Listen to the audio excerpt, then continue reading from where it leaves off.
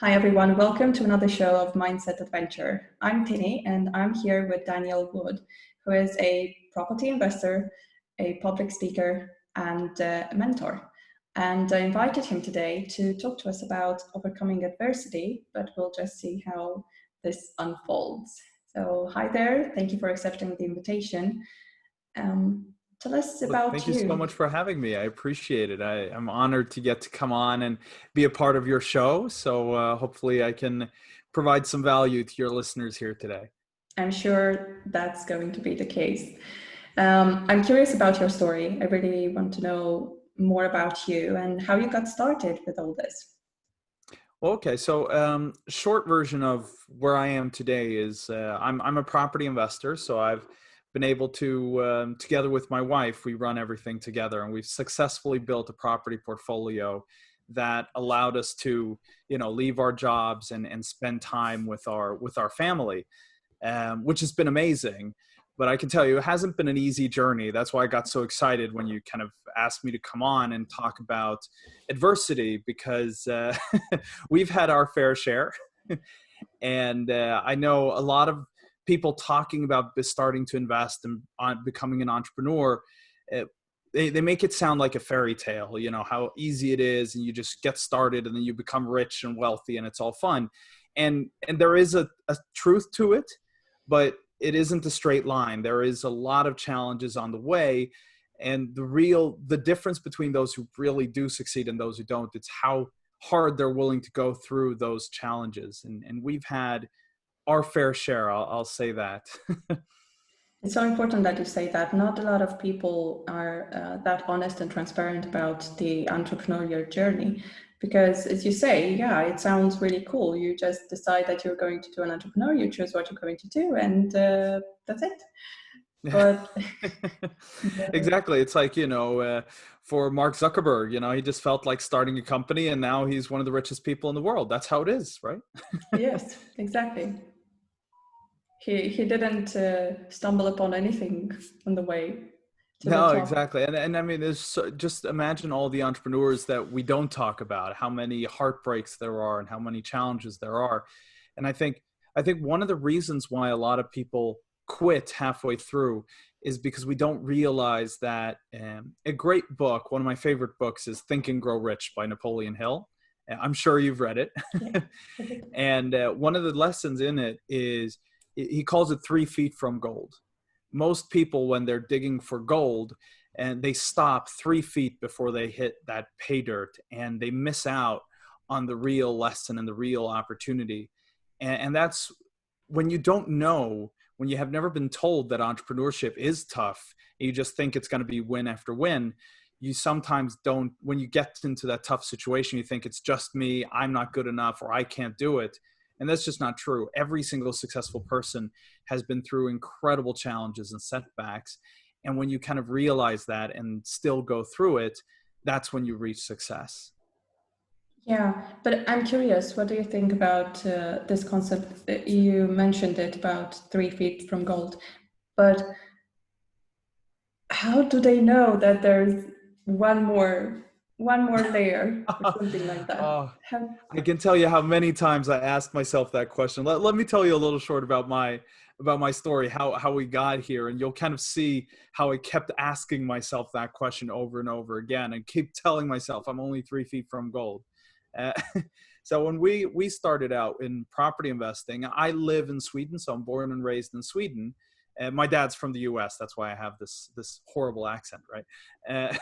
But when I was going to start investing, I read a book called Rich Dad Poor Dad.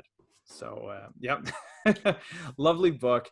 And because the reason I read it was because I just had my oldest son, William.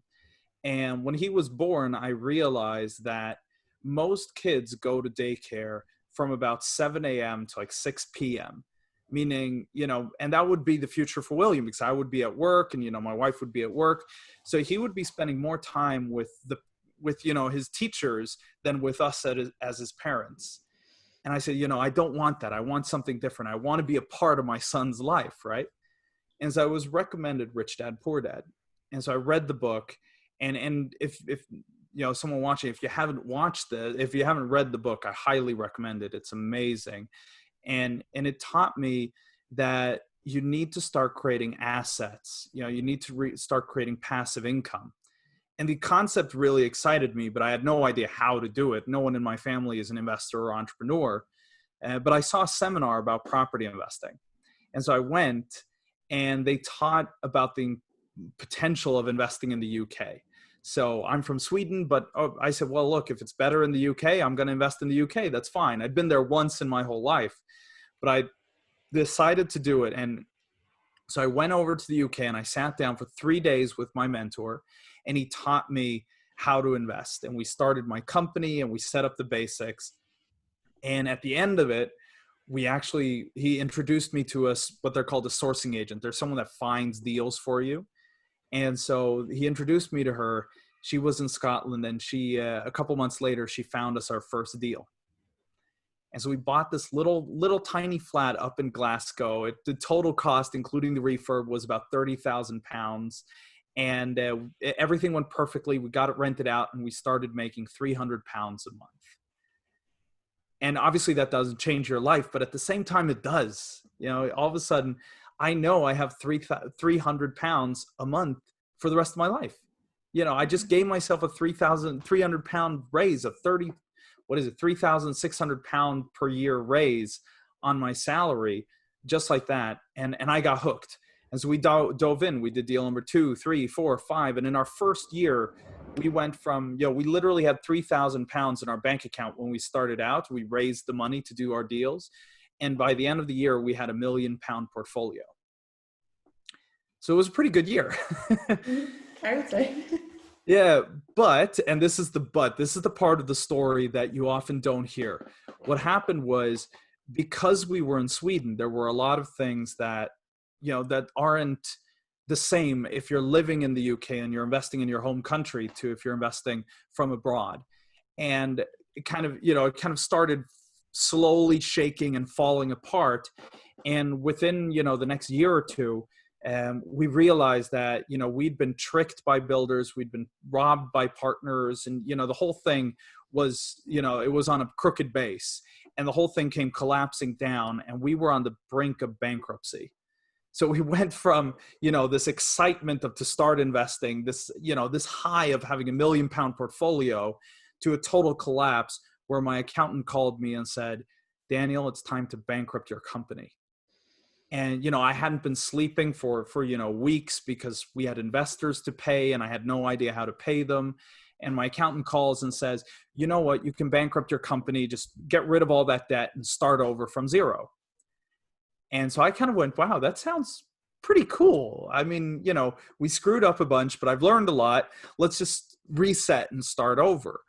So I was about to tell him yes, but then I realized, well, if I don't pay that debt is still there. Someone still has to pay it. So who's going to pay it? Well, it would have been my investors. I would have, thrown them under the bus. So I said, no, I can't bankrupt the company. Somehow we have to figure it out. And that's when I met Tony Robbins. Not personally, but I went to Unleash the Power Within with him in London. And he got me to, and it's ironic, I bought a ticket to go and see him when I was on the brink of bankruptcy, right? Exactly. But I knew I needed something. I needed something different. And I had the 4 most amazing days. I learned so much, and I realized that there was a way out of it. And me and Gisela were very lucky because we got to know Kim Kiyosaki, who together with Robert Kiyosaki wrote Rich Dad, Poor Dad. And so she helped us out. Tony Robbins' organization helped us out. And we worked with Randy Zuckerberg's team, and they helped us out. And we were able to turn our portfolio around. And it was really tough, but we were able to do it. And but there's been setbacks that come since then. Obviously, the latest situation in the overall economy has obviously affected us as well. So there's consistently things that are happening. So the question about, are you 3 feet from gold? In my opinion, it's not, you're never gonna, it's not like you're mining and all of a sudden you get that tap and all of a sudden, gold just starts running out and it's like, oh, wow, we're rich. What it is, it's throughout this path, there is gold. And the further you get on the path, there is more and more gold. And so, you have challenges on the way. Occasionally you have a cave in, like when we almost went bankrupt. Well, all you do is you dig that out, you get working, and you find more gold, and it keeps going. And it keeps getting, more and more. So it's not like one tap that changes it. It's, 30 taps ago, there was less gold than there is now. In 30 taps, there will be even more gold than there is today. And there's two great lessons that have kind of taught me this and I've seen it now confirmed in my own life. But I don't know if you've read the book Good to Great. No, that one, no. Oh no, it's one of my favorites. It was written by, oh no, I'm standing still. Jim Collins. Jim Collins wrote this. I think he's called Jim. Well, Collins at least. I know that. So Good to Great. Link to the book. Exactly. Anyway. We'll figure out the link. We'll figure this out. But Good to Great is about companies that were like mediocre companies for decades. And then all of a sudden make this shift and become, outperform the stock market by like 10, 15 times in a space of years, and then continue that amazing trajectory. And what he did was he interviewed, they spent thousands and thousands of hours researching for this book, and they interviewed the people involved. And they asked, like, what did you do to make this shift? And no one ever understood the question. Like, what do you mean, what did we do? They're like, but what was the one thing that made this happen? What was the plan? What was the strategy? What was the launch? Like, no, there was no launch. But you shifted like this. Like, yeah, we just kept doing what we were doing. Yes, but you were mediocre for decades, and then you became one of the top companies in the United States. You did something different. Yes, we did lots of things differently, but it wasn't one, it was hundreds. And they realized they call it the flywheel. And it's about, you push on this flywheel. And, it's like with the kids in like a kid's daycare or playground. You have, you can put the kids and they have these like bikes, and it goes around in a ring, and they never bike themselves. It's always us grown-ups that have to push it, right? And so you push it, and to get it started is really heavy because there's like 6 kids on there and you're alone pushing it. But once you get it started, it goes faster. And then you push some more and it goes faster. And finally, you don't have to be pushing with your whole body. You just stand on the side and you push. And so then if someone comes and asks you, which push was the most important? You're going to look at them and go, what are you talking about? It was the whole effort, right? It was the consistent push that got it spinning. And now I just have to tap them once in a while and they keep the speed. And Jim Rohn says kind of the same thing. I'm listening to it's like the ultimate Jim Rohn pack. It's on Audible. It's really, really good.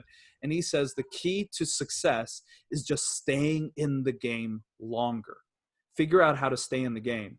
So that's kind of my insight is you're never going to strike gold and it's all over. It's all done. What's going to happen is the longer you're in the game, the more pushes you do, the more gold you're going to find. And at any time you could say, well, okay, I'm done. I don't need more gold. I'm okay. I'll just retire. But if you're on that edge where it's like, I'm about to go bankrupt, it's not like you're going to do one more push and gold is going to rain on you. But if you do one more push, some gold will rain on you. And that will allow you to stay in the game long enough to do another push, which will give you more gold. And then another push. And you keep pushing.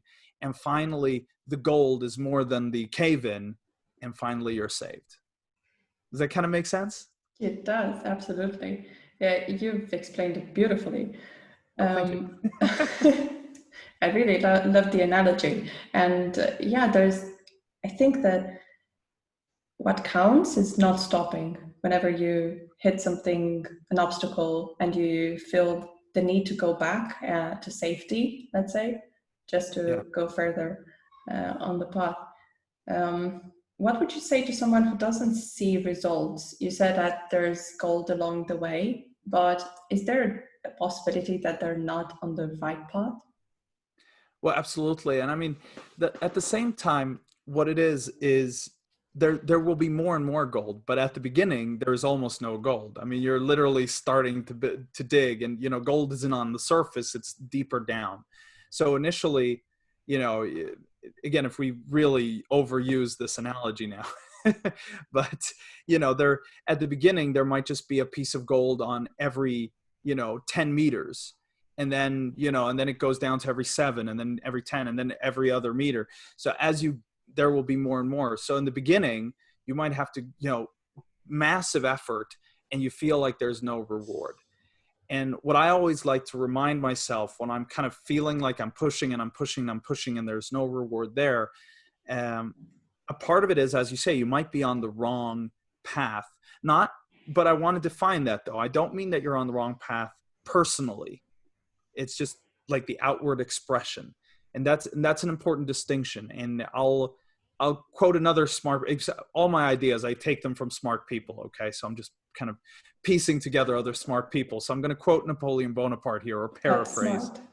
Yeah, exactly. Take the smartest people in the world, and then someone might believe that I am smart too. But Napoleon said something really, really cool. You know, he said, planning was key. You know, planning is super important. But as soon as the battle begins, the plan is useless. And so how does that kind of answer your question? Well, what happens is you might have an idea. Say you want to start selling tea bags, or like well, let's say socks on Amazon. All right. So I have a friend who actually does this. She sells socks on Amazon. Yeah. This really is like knee warmer sock things on Amazon. She does really, really well, by the way. So these weird Amazon niches can really work. But what she did was she started this business, and say this is what you do. Say you start that, and you're not having success, but you've put all this time into planning. You've put all this time into learning, and now you launch your sock and you're so excited, and then no one buys it. And obviously you don't give up right away. You keep this pushing, you keep tweaking, and you try to figure it out. You try to find out how to do it, and you go back and forth and back and forth. But finally you see that like the reward isn't there. But that doesn't mean it's a failure. What it means is you've now learned everything about this business. You've learned so much. Now the question is, it might have been that you have the wrong product. So you just try a different product. And that might be your first step is, all right, so I've done everything I can in the sock space. So what I'm going to do instead is I'm going to try, you know, the canoe space. You know, I'm going to sell canoes now instead. I don't know if that's a good shift. Don't quote me on Amazon. That's not my thing. But, you know, you try that instead, and you might have more success or you might not. And you try a couple different products. But finally, you might say, okay, so it's not the product that's the issue. It might be the vehicle. The vehicle just isn't right for me, or I don't have the right mentor or the right support. But you might shift. But that doesn't mean, again, if you shift now, say you go over to property. So you go over to my space. You start like, okay, so I'm going to be a property investor now. You might spontaneously feel, I spent years learning to sell on Amazon, and now I'm doing property. That was such a waste of time. But at the same time, it wasn't. You learned how to communicate with people. You learned how to set up logistics. You learned how to project manage. You learned how to continue to persist. You got a lot of different contacts. Now, as a property investor, you need to be able to project manage. You need to have contacts to be able to raise finance. You need to have a mentor that can help you. And you've learned all these disciplines from your old business. And now you're putting it into a new vehicle that might take you to your result.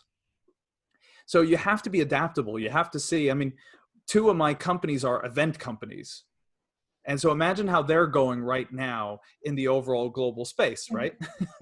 We're not doing a lot of events, but all of a sudden now we found that we could make a shift, and we're doing a lot more online. We've come out with an amazing online course, or I think it's amazing. I'm slightly partial on this, but it's an introduction to property investing, and it's a 2-hour course, a video course where we teach the basics of property investing, and people can literally go from that free course and they can start investing in property. And you know, there's no one else in the industry that's doing this. And we would never have thought to do it if we hadn't been forced to take a break and kind of go, okay, so we can't do 6 events a week anymore. What do we do instead? And now we're touching more people than ever before. We're helping more people than ever before.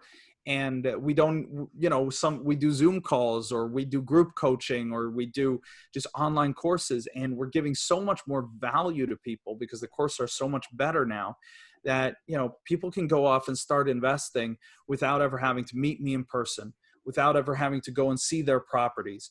And they're having more success. But my initial plan was to do live events and hold people by the hand and sit down with them face to face and help them. And now we're doing something different.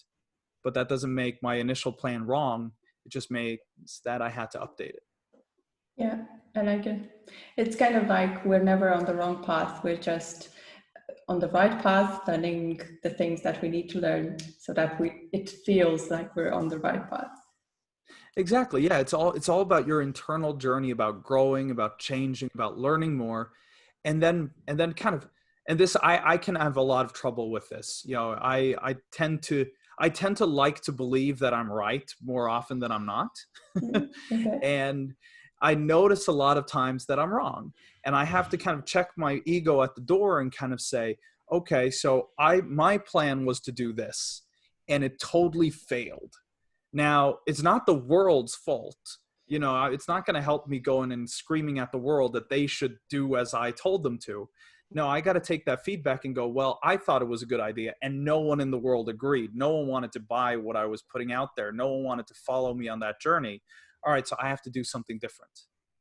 And then I shift, and then I go out to the world again. It might be the banks for lending. It might be investors for investing. It might be students for learning, and go and say, look, I have a new idea. What do you think of this? And then, you get that feedback, and we'll say, well, that's better, but it's still not good. And then you do it again. And I've learned that, you don't have to be smart to succeed. What you do have to be is adaptable, persistent, and honestly humble, which can be tough because especially for entrepreneurs, we're often very strong-willed and we believe we know what we're talking about. And being humble enough to say that usually we don't, usually we're wrong, that can be a humbling experience. But at the same time, I guess that's growth. Yeah, I like it.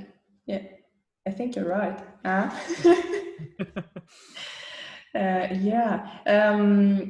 can we find the course that you were talking about? Well, yeah, absolutely. I'll give you the link. I'll share it here, but it's a kind of a long URL, so we'll share the link. So you'll find the link. Exactly. We'll figure that out too. So the property education company, I'm one of the founders, so it's not all me. Luckily, I have very smart people that are running it together with me. Among them, my wife, who's obviously the boss, as any wife knows. So the company is called Momentum Property Education. So Momentum Property Education. So all you have to do is go to join.momentumpropertyeducation.com and you'll find the free course. So there you can register, you get access to it. So that's the easiest way. Again, that's a long URL. So it's www.join.momentumpropertyeducation.com, but we'll add the link so you can find it. Yeah, that sounds good.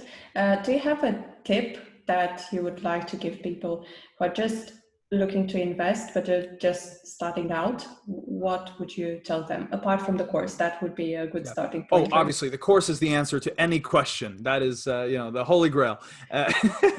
No, seriously, yes, that's a brilliant question. We actually use a framework. We call it KAP. So by following KAP, you can succeed with anything. And it doesn't just go for investing, because it's the same if you want in sports, in entrepreneurship, or anything else. So I'll share what the KAMP stand for.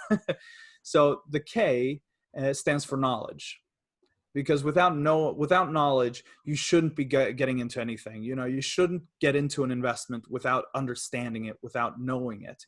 So that's the first step, is to get the knowledge. The A is for action, because if you never do anything, you're never going to get anything. So you don't want to analyze too long. Again, your plan will never be perfect, but you should learn. Say if it's property, well, find someone you want to learn property from. So it could be me, it could be someone else. And you take some courses, you learn, you read books, you get into it, you go deep into that subject. But once you kind of like, okay, so now I have a plan, I know these are the steps, stop studying and take action. Put it into play, and then see the results. The last part, the P, stands for people. because it's never about money in these cases. It's all about the people. So the people will be the source of your knowledge, because you'll find someone like me or like yourself. If you want to get into entrepreneurship and grow as an entrepreneur, then you'll work with you and this Facebook community that you have to learn and to grow. And it could be in property, you come to us or someone else. And also, once you start with, I'm going to use property now as the vehicle here, but you will need deals. So you'll have what's called sourcing agents who bring you the deals. For money, because you might have to raise finance. If you're not already a multimillionaire, you'll probably need to raise finance, and that money will come from people as well.